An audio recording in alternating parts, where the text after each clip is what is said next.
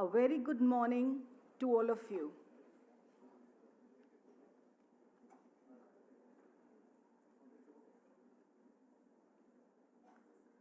A very good morning to all of you.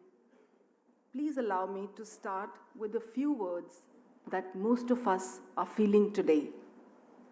This moment is still very surreal, almost unbelievable to tell ourselves that we have none other than His Holiness, the 14th Dalai Lama, among us.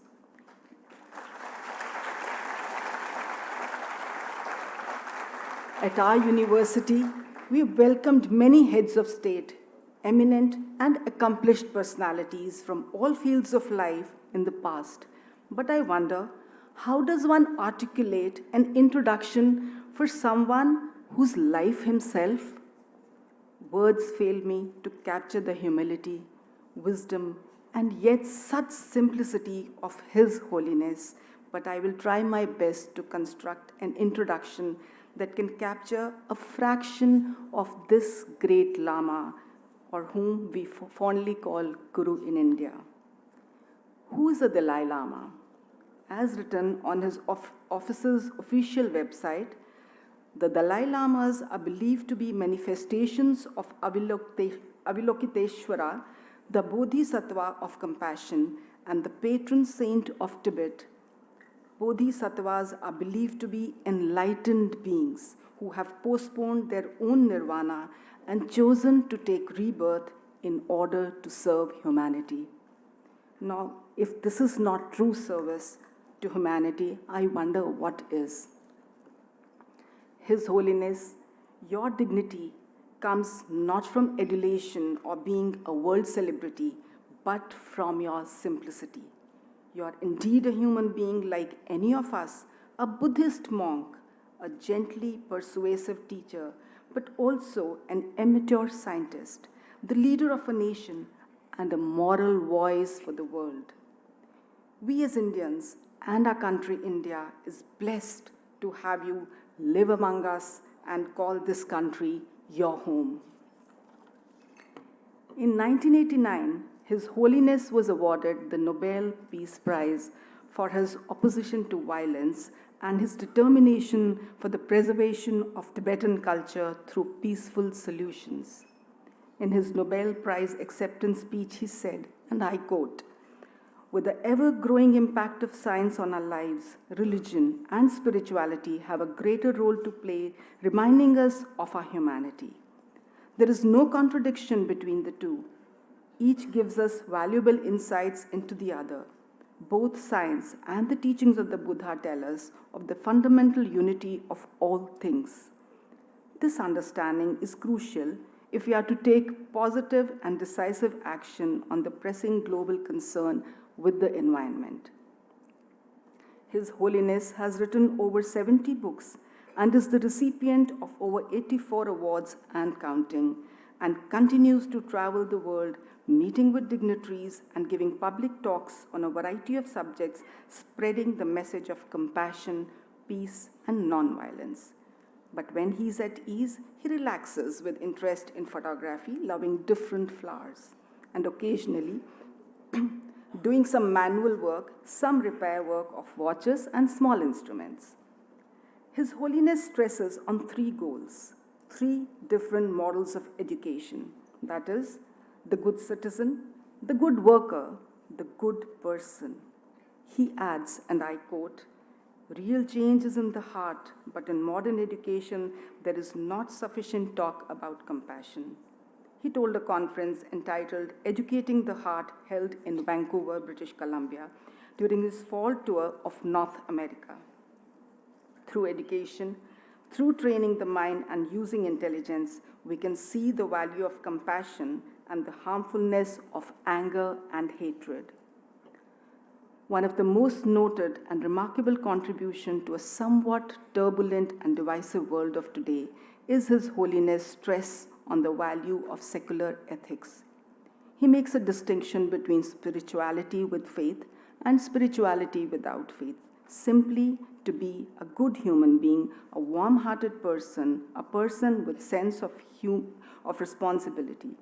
he explains the basic human values or good human qualities such as compassion and why these are important. And it does not matter whether one is a believer or a non believer, but we all can strive to be good human beings. Your Holiness, your presence at our university could not have come at a more appropriate time when we are celebrating a confluence of global academicians and learners at our 11th Global Week. An annual event, Global Week, is a small effort to bring accomplished academicians from all corners of the world and expose our students to their learnings. While our students learn, our international guests are exposed to the vibrancy, compassion, and hospitality of rich Indian culture and heritage. By the end of this Global Week, we will all take back good memories of forging stronger bonds and experiences that are shared and cherished within our communities around the world. But we will never get over the fact that we had His Holiness amongst us at our 11th Global Week.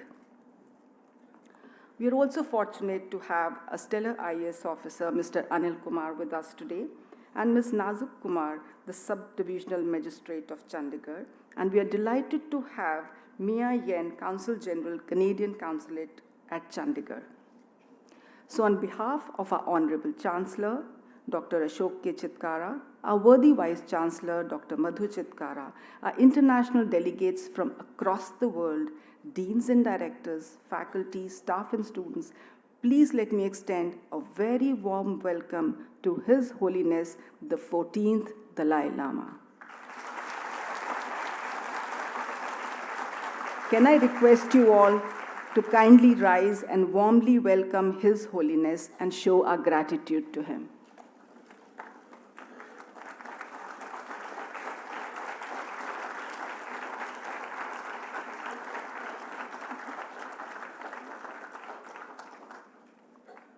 Your Holiness, we are truly blessed to have you here. Thank you so much. Thank you. We can all be seated. Thank you.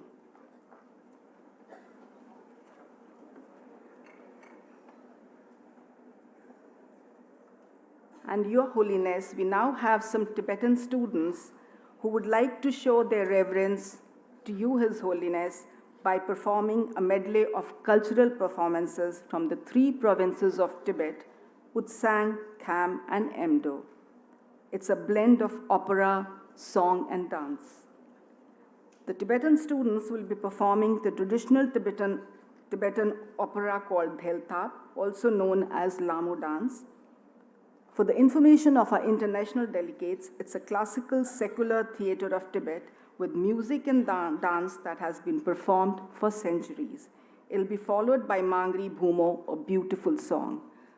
So over to us, over to the Tibetan students for performing their reverence to Your Holiness.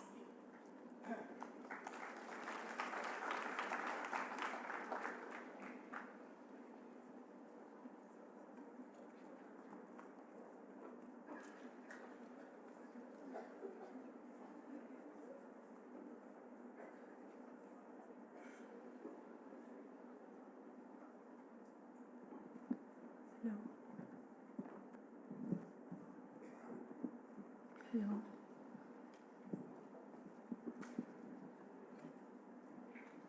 Hello.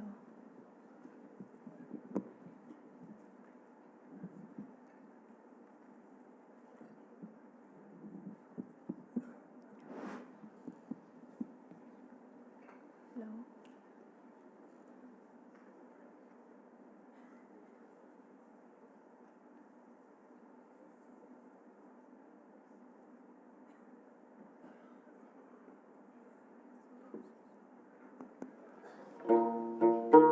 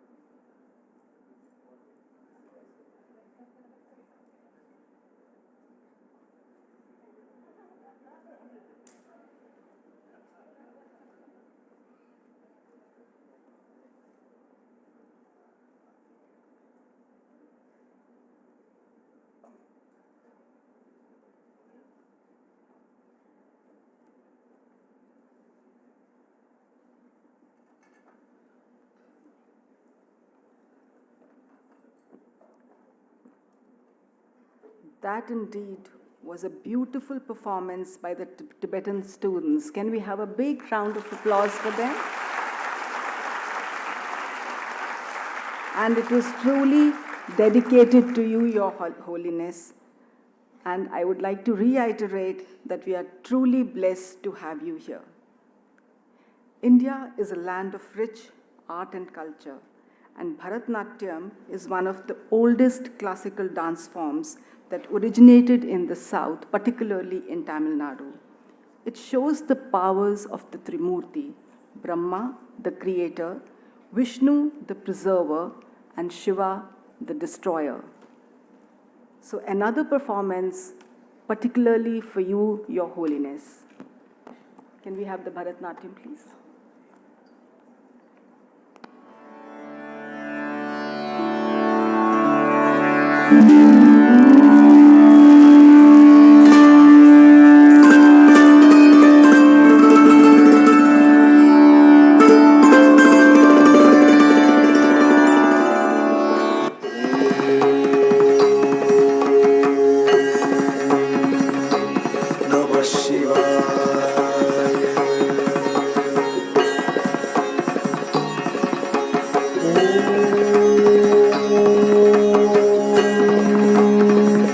Shiva.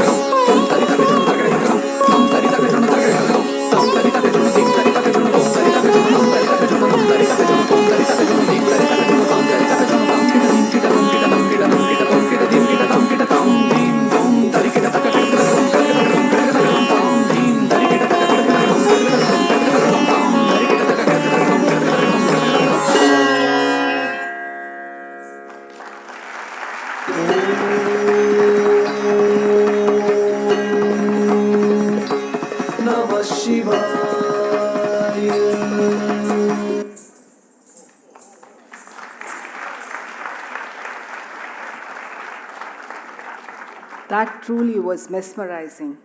Now, coming from the south to the north, Kathak is another major dance form that belongs to northern India. Kathak is derived from a Sanskrit word, katha, which means a story, and the performers are known as kathakars or storytellers. So here we have the performers depicting that all elements in this universe are in peace and harmony with each other. So,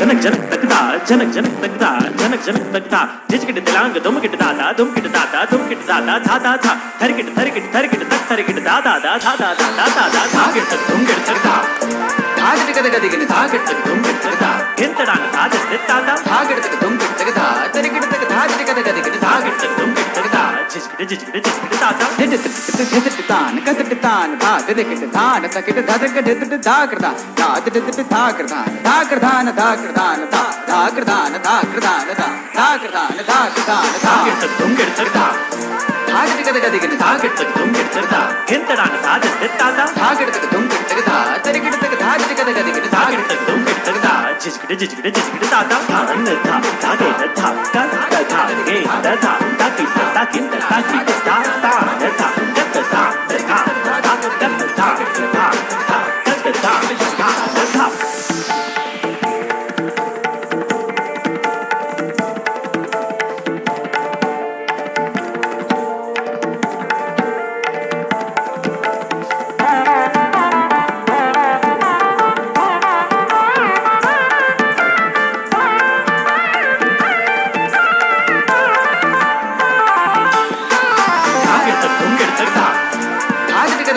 धाकिट तक दुमकिट तकदा गिंतडान धाजस दित्तादा धाकिट तक दुमकिट तकदा थरकिट तक धाकिट कद कदिगिन धाकिट तक दुमकिट तकदा जिजकिट जिजकिट जिजकिट दादा धान धा धागे धा का धा गे धा धाकी धाकी धाकी धा धा धा गत धा थरकिट तक धाकिट कद धाकिट धा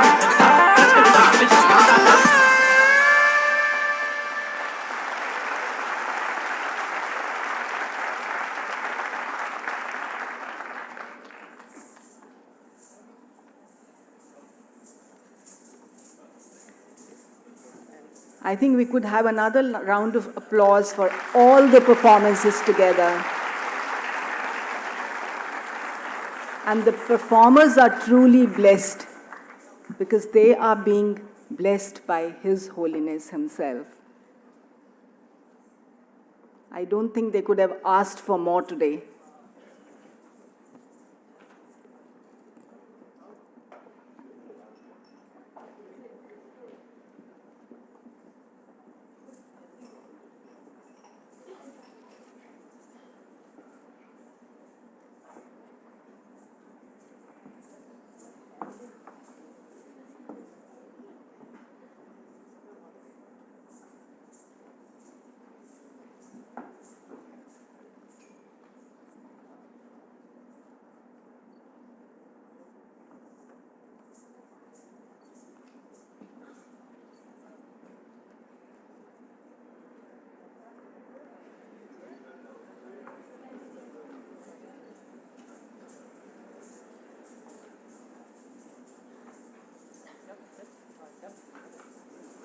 So you are blessed today. It's indeed a momentous moment for all of us, and what better way to start an auspicious moment than a traditional way of lamp lighting, a salutation to the goddess Saraswati, the mother of learning. May I please request our Honorable Chancellor, Dr. Ashok K. Chitkara, our Vice Chancellor, Dr. Madhu Chitkara, to escort Holiness to the stage to light the lamp.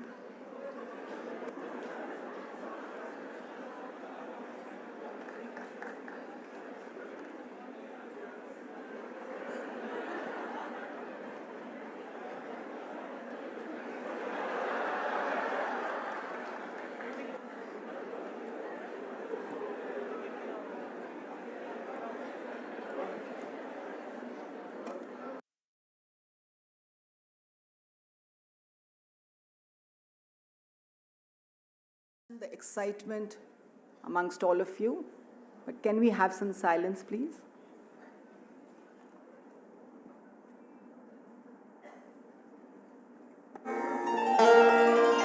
या कुन्देन्दु तुषारहार धवला या शुभ्रवस्त्रावृता या वीणावरदण्डमण्डितकरा या श्वेतपद्मासना या ब्रह्माच्युत शङ्कर प्रभृतिभिः देवैः सदा वन्दिता सा मां पातु Saraswati Bhagwati निःशेषजाड्यापहा।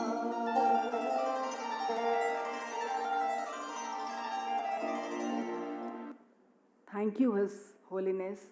Let's all live this moment. It's an ethereal moment. Let's all live it. May I request Honorable Chancellor and Vice Chancellor to please escort and make His Holiness sit on the stage.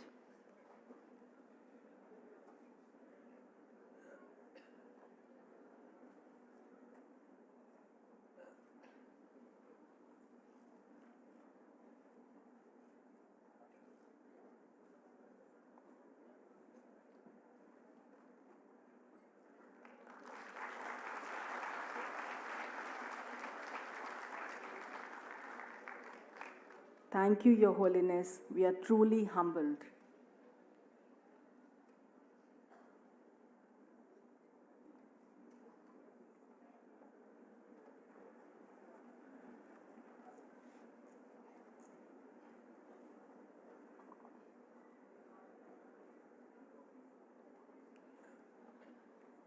His Holiness, the 14th Dalai Lama, is one of the most beloved and recognized leaders of our time.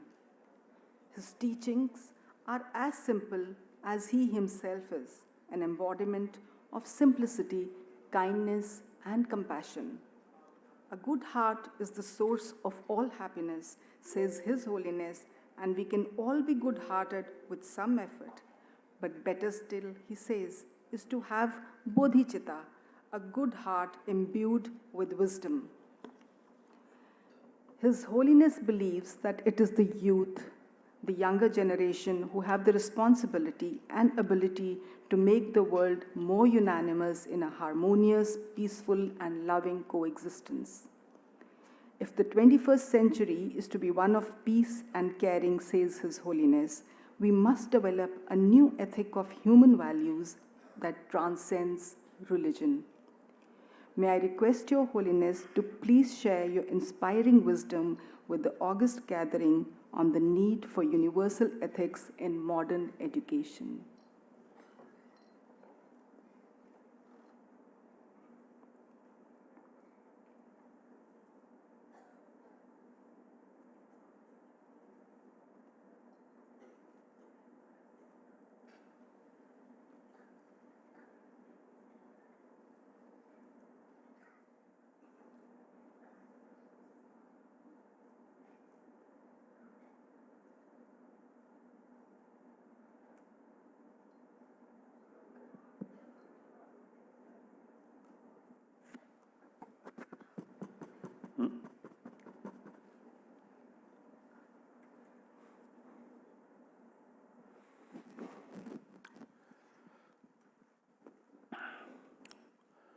Respected elder brothers and sisters,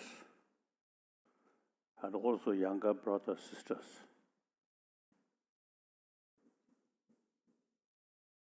Actually, we are truly human brothers, sisters.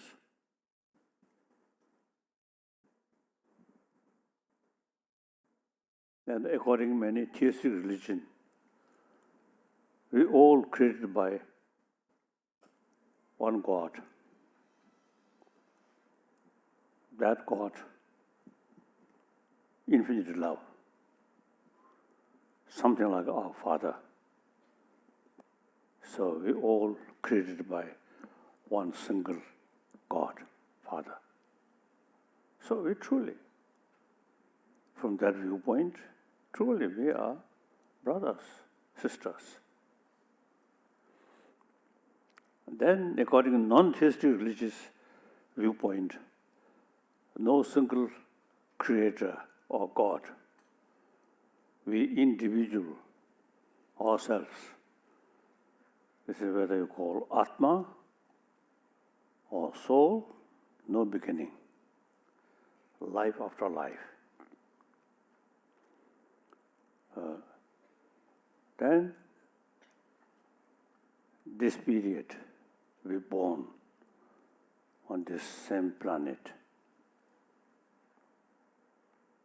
So truly, we are brothers, sisters. Then most important, if we keep here sense of brotherhood, sisterhood, entire 7 billion human beings are same, then world can be peaceful, compassionate.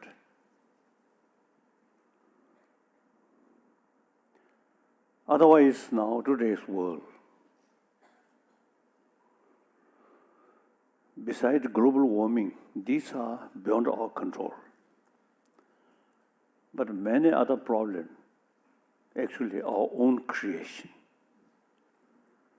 with too much emphasis on we and they, and ultimately self-centered attitude.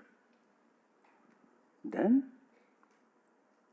same human being killing each other, exploiting each other, bully each other. Very sad. According to scientists, our basic human nature, since we are a social animal, so basic human nature is more compassionate. There's now scientists, some scientists say that. And then also the constant anger, hatred, actually eating our immune system. So, not talking about religion, but according to their scientific finding, wholeheartedness here is very good for our health also. So basic nature, human being, as I mentioned earlier, more compassionate. So truly we are brothers, the sense of brotherhood, sisterhood, then that sort of compassion become more active. That's very important. Then human nature, like that, wholeheartedness, since our birth, wholeheartedness there, a sense of sort of, may not use the word, but actually a sense of some kind of brotherhood, sisterhood there. Then, when we join school, no existing school system, not much pay attention about our emotion.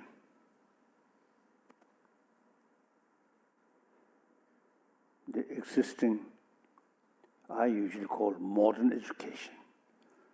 That's, you see, mainly come from West. So in the Western tradition, just go out, pray, pray. Then, whereas this country, India, over 3,000 years, concept of ahimsa already there, and karuna there, and also shamatha, single-pointed meditation. Then vipassana, analytical meditation, over 3,000 years.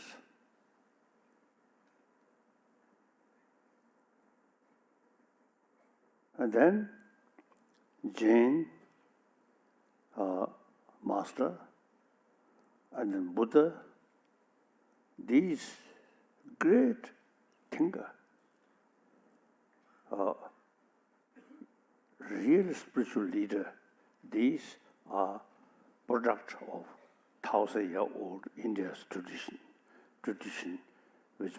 which very much emphasis ahimsa, karuna. So now, today, we really need some education about our emotion, about our mind. Otherwise, basic nature, these positive things there are, but our brain, they mainly thinking material value. So in education, should include about our mind, emotion, and how to tackle these things. So that basic human nature, wholeheartedness here, brain education, also you see they make clear wholeheartedness is the source of happiness, inner strength. And ultimately, wholeheartedness is a source of or basis of world peace. So, education now in this country, India, you have, as I mentioned earlier, over 1,000 years, the concept of ahimsa, karuna, these are there. Now, these should part of education.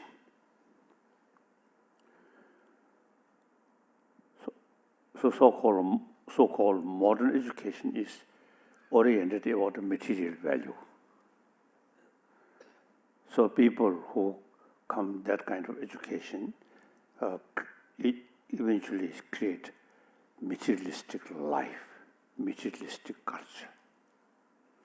When such people facing some problem, emotional problem, they do not know how to tackle. So these days, I am sort of expressing, from kindergarten level, while we teach children, kindergarten level, hygiene of physical, we should include hygiene of emotion. Must go together from kindergarten level up to university level. Then that means utilize this intelligence, human brain, to full sort of support about basic human nature of warm-heartedness. So, now in this respect, India, I think, have the ability to combine ancient Indian knowledge about mind, about chit, and modern education, combine these two things. Only this country, no other country. So, these days, I telling people, say, my latest commitment or commitment is revival of ancient Indian knowledge about our emotion, about our mind, and then combine modern education and ancient these things combine. Firstly, now in this country, you see, these knowledge simply revival, not something new, no. Already 3,000 years, already there. So the question is revival. And modern education much neglected these things. So should revive in this country. Then you can show world, like previous century, Mahatma Gandhiji show to the world ahimsa, non-violence. So many people all over the world truly, you see, attracted towards Mahatma Gandhiji's non-violent sort of was the concept or practice. So now I think in this century, India can make significant contribution regarding inner peace. Not as a religious sort of practice, no. Religion is something different. These are moral, spiritual or moral principle. And this country already a secular ethics. So secular, not involve religious faith. Religious faith is individual business. These are also related with humanity. So, we, part of 7 billion human beings, we have moral responsibility to think how to build this 7 billion human being more peaceful, more happy humanity. Happiness not through money or dollar. No, happiness, ultimate source is within ourselves. Now, this we should include in our education field. So that I always now expressing these things. So now here, I want to take some questions, and our sort of say meeting should take like class, right? Take questions, and some sort of today advice or views, suggestions, most welcome. And also critical sort of comment, most welcome. It is very important to see all aspects, just to repeat positive thing, then no more progress. So critical view is very important, particularly in Nalanda tradition. We are students of Nalanda tradition. We use extensively logical approach. In that, the critical view very important. Then critical views bring us new thought. Why? How? So person who study Buddhist logic, Nalanda logic, you see, we never say yes. New ideas or new sort of, even Buddha's own teaching come. We immediate our response is why Buddha said that. So that brings further investigation. The Nalanda tradition, I think one remarkable thing is, even Buddha's own word, the master, many Nalanda masters investigate certain Buddhist quotation. When they find contradiction, then they reject. This is Buddha's word, but Buddha taught to different purpose. We cannot accept it literally. That's, I think, a great thing. So therefore, a critical comment, very useful. And then perhaps I'm student of Nalanda tradition. Since 6-7 years old, I train, and we Tibetan tradition, we use extensively logical approach, debate. So among the audience, you see, raise some critical comment, it's very helpful. Then gives me opportunity to show how my sharpness of my mind.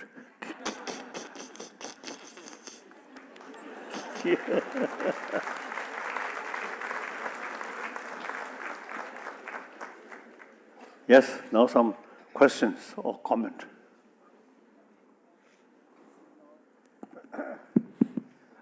Professor Ashish, Welcome. question from either this side of the hall or that side of the hall. There's a mic there.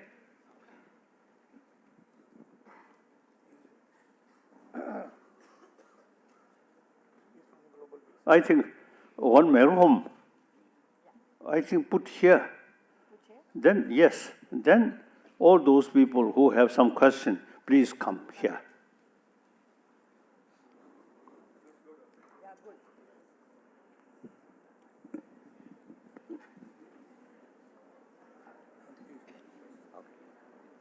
My name is Ashish Chandra. I'm a professor of healthcare administration at the University of Houston, Clear Lake in Houston, Texas. Sound not very good. Ka? Better? Is better? Kare? Okay. My name is Ashish Chandra. I'm a professor of healthcare administration at the University of Houston, Clear Lake in Houston, Texas.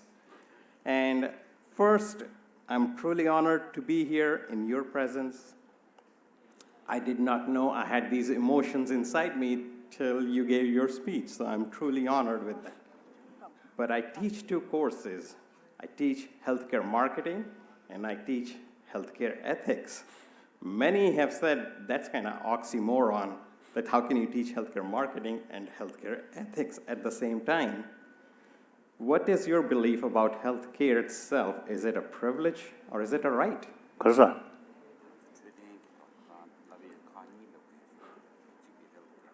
Health?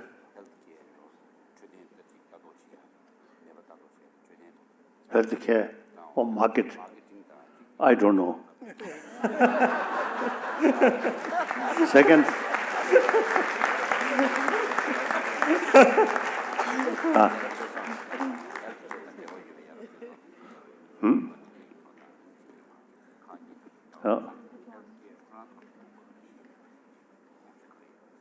I think briefly I already mentioned, basically I already mentioned the peace of mind is most important part of physical health. Because, inner peace brings calm. The situation, surrounding situation doesn't matter, even if it's a very difficult one, and including a lot of criticism towards yourself. If you have warm-heartedness here, you can keep calmness. One Shantadeva was teaching 8th century, a great Indian philosopher, master. He mentioned enemy is your best teacher. Oh. So such sort of way of thinking. Then, according to my own little experience, I try to practice bodhicitta, altruism, infinite altruism, every day. So as a result, whole universe appears positive. If too much self-centered sort of thinking, then everywhere suspicion. And or fears. So the fears or sort of suspicion, all ultimately related with self-centered attitude. That open, then think entire sentient being, and in practical level, 7 billion human beings on this planet truly consider brotherhood, sisterhood. Then, you see, the fear automatically disappear. So, calm mind also very important for physical health. Okay. Thank you, Your Thank you. Holiness. Thank you, Your Holiness. Thank you. Good morning, sir. I am Lavleen, a student from BCom. My question is, I see there.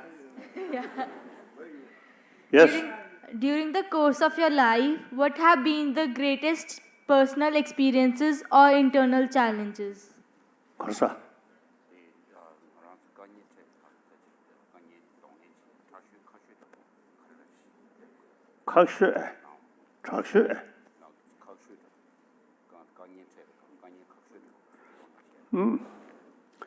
Firstly, study, analyze the difficulties.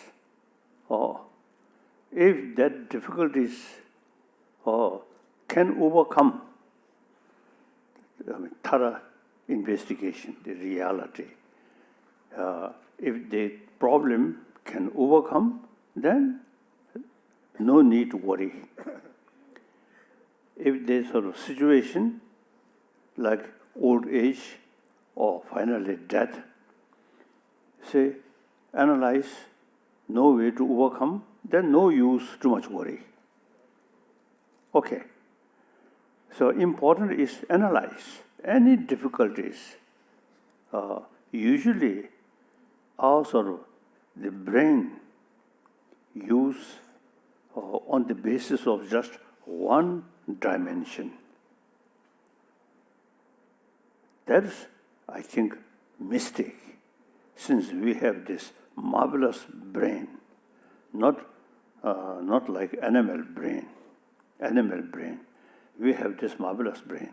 So we have the ability to look any problem from various different angles. then also think these present difficulties, what kind of consequences in future. For example, we Tibetan, we lost our own freedom, our own country. Difficult.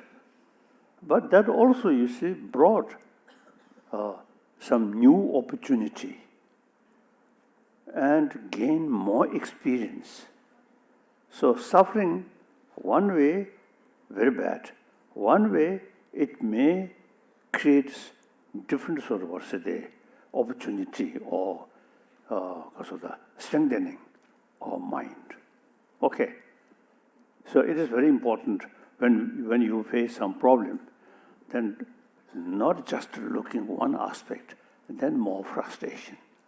If you look from various angles, then that particular problem may have some potential to create some new opportunity or new inner strength, like that. Okay. Next question. Thank you, sir.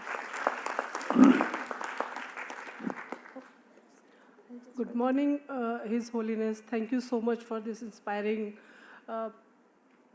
thought you shared with us.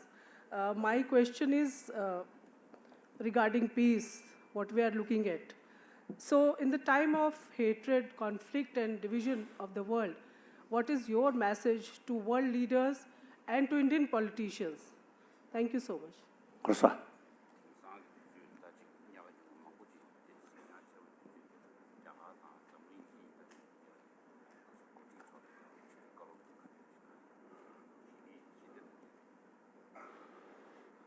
That's difficult. The reason, existing education, as I mentioned earlier, you see, so-called modern education, which come from West, only oriented about material value. There is no education about our inner emotions. So I think many problems, including many leaders, they come from that kind of education. They do not know when they facing some emotional problem. They do not know. So now it is not much use to complain this person, that person, that person. The whole education system is something not complete, just about a material thing. So here, I think India's ancient education, I feel the great potential from childhood. As I mentioned earlier, very young child, the very nature of human, the human quality, sense of brotherhood, sisterhood, and warm-heartedness. Now, education should further supporting these basic value. Then, if we start some new effort with vision, then later part of this 21st century can be, I think, generation who come through such kind of education, more complete education, physical, mind, emotion complete. Then I think after 30 years, something, I think, a different generation come. Then through that way, genuine, peaceful world can possible. The existing situation remain there, continue, and then endless problem come. Okay. Good morning, Your Highness. I'm Sheetal of BCom, semester 5th. Your Highness, I would like to ask you, while one of your speech about happiness, you mentioned that peace of mind brings good sleep. But sir, while closing our eyes when we just feel is fear, how do you think we attain that peace of mind? Karsa.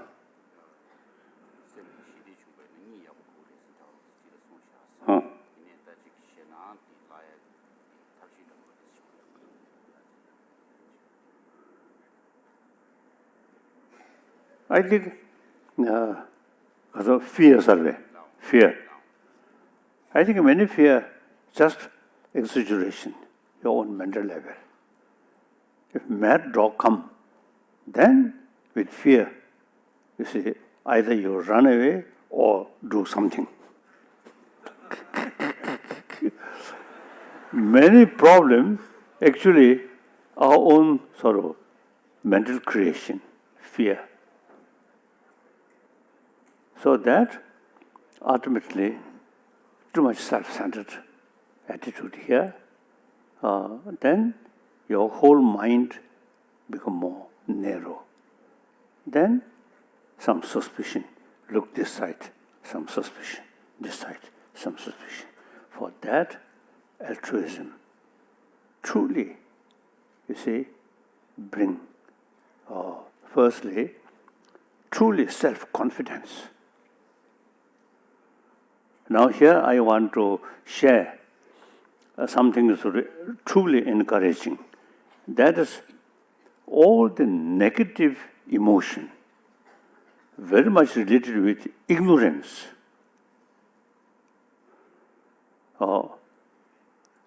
Then positive, now I think according to quantum physics, some you see quantum physicists, some you see realize when you